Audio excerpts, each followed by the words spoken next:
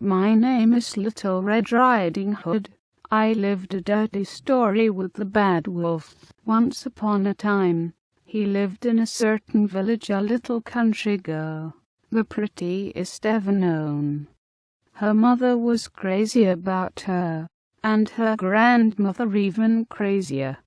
This good woman had a little Red Riding Hood made for her, befitted so well that everybody called her Little Red Riding Hood. One day her mother, having made cakes, said, "Go, my dear, and see how your grandmother is doing, for I hear she has been very ill. Take her a cake and this little pot of butter." Little Red Riding Hood set out immediately to go to her grandmother, who lived in another village. As she was going through the wood, she met a wolf who had a great desire to eat, but he did not dare, because of some woodcutters working nearby in the forest. He asked her where she was going.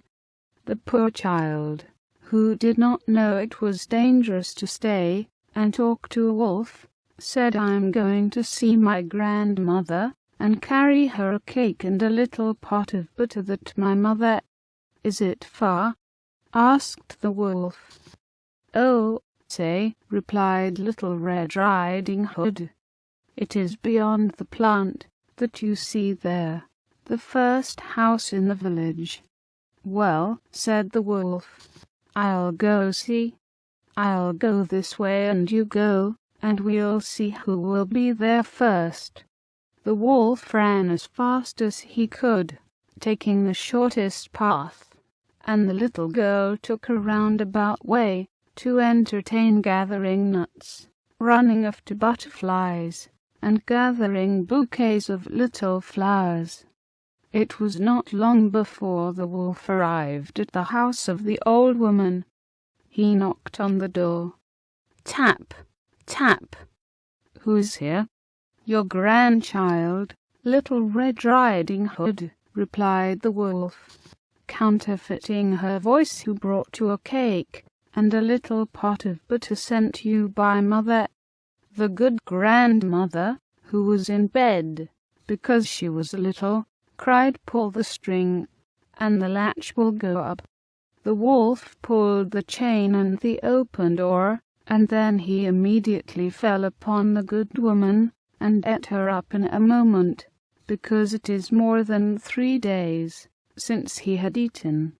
He then closed the door and got into the bed of the grandmother, waiting for Little Red Riding Hood, who came some time afterwards and knocked at the door.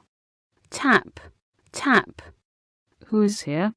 Little Red Riding Hood, who heard the big voice of the wolf, was at first afraid, but believing her grandmother had a cold and was hoarse, answered, "It is your grandchild, Little Red Riding Hood, which brings you a cake and a little pot of butter mother sends you."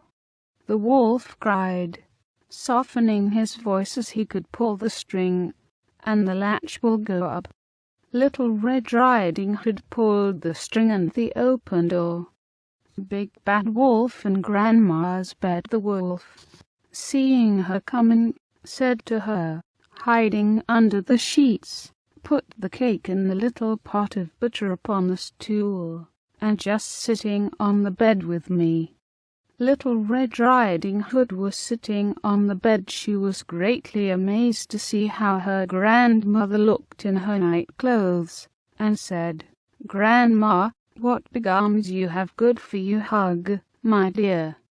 "Grandmother, what big legs you have, all the better to run with, my child." "Grandmother, what big ears you have, all the better to hear, my child." "Grandma, what big eyes you have, all the better to see, my child." "Grandma, what big teeth you have, all better to eat you with." And, saying these words, this wicked wolf fell upon Little Red Riding Hood and ate